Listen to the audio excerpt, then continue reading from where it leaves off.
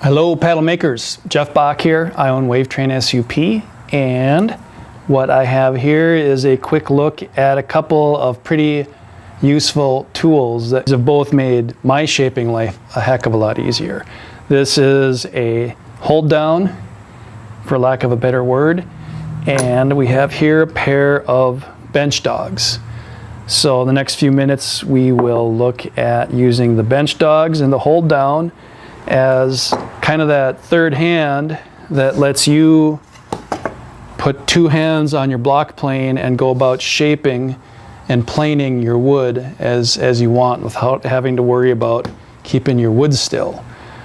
Let's have a look at bench dogs first. They're little brass, best if you buy them in pairs, and they're plastic as well as brass. I like brass the best. They've got a little spring here that kind of puts some tension on so they stay in their place in the hole. When you decide to go the bench dog route, make sure you buy the exactly correct bit to drill the holes, because if this hole is 1/64 too big, you won't be able to keep the dogs staying up. They'll just slide right through. Obviously I need to work that hole a little bit.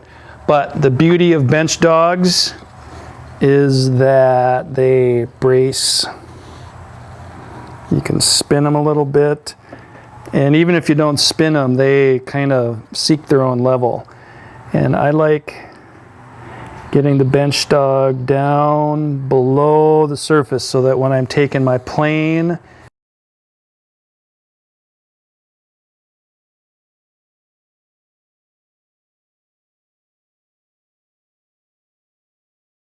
the sharp plane is not going to hit anything that is proud of the surface that I'm working. So let's have a go here now that we've got bench dogs and two holes and see what planes can do.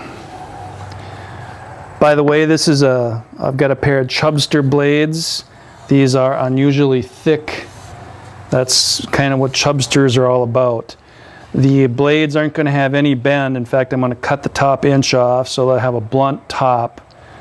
And I'm going to, mainly for aesthetics, I want to put a thinned edge on the back side.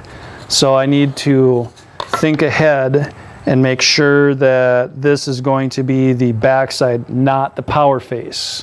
I want the power face perfectly flat with a sharp edge, because that's how I like power faces. If you want to do it different, that's fine too. But the point is, think about which face you're going to be working on and make sure that you have the correct face in the correct position before you lay into it with your tool. So this side up, this is the non-power face of my Chubster blade pair. Generally, just to make sure I stay consistent, I put a pencil mark, U for up, so that I am not going to accidentally work the power face on one and the back face on the other. I want these both to be non-power faces. Okay, I've wasted enough syllables on that. You get the point. The bench dogs are in their holes, and obviously the little spring is holding them up. I just need to slide the piece in until it makes contact, and then I am free to work this edge as much or as little as I want to. And sometimes you need to hold. A lot of times you'll see workbenches with 10 holes because you have a pair for this set of bench dogs, and then back here you've got a third bench dog so that the piece can't really move. But for the most part, I just hold it with my hand. This is soft cedar. My block plane is set, so I'm going to back it off so it's about almost a full turn. I like these shavings to almost be see-through, and this just feels too thick. So for me, that's what I'm going to do. And it takes some adjusting. You may I went too far, so now I'm bringing it back in just a little, and just do one stroke at a time. You know, it's going to take you a while to calibrate your hand and the blade and the wood that you're working on. There, now I'm back to too thick.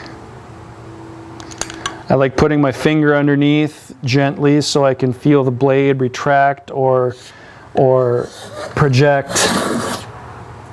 There, we're getting close.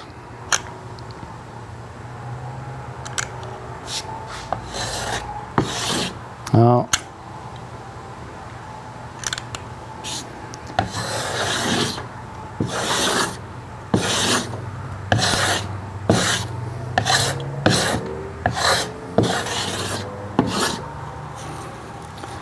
So those are almost see-through, close enough, but more importantly, I can see what I'm doing. So bench dogs are your best friend when it comes to holding down the wood so that you have both hands free for your block plane. Let's look next at another hold down. This bad boy, I'm not even sure what it's called, but I love it as much as I love bench dogs.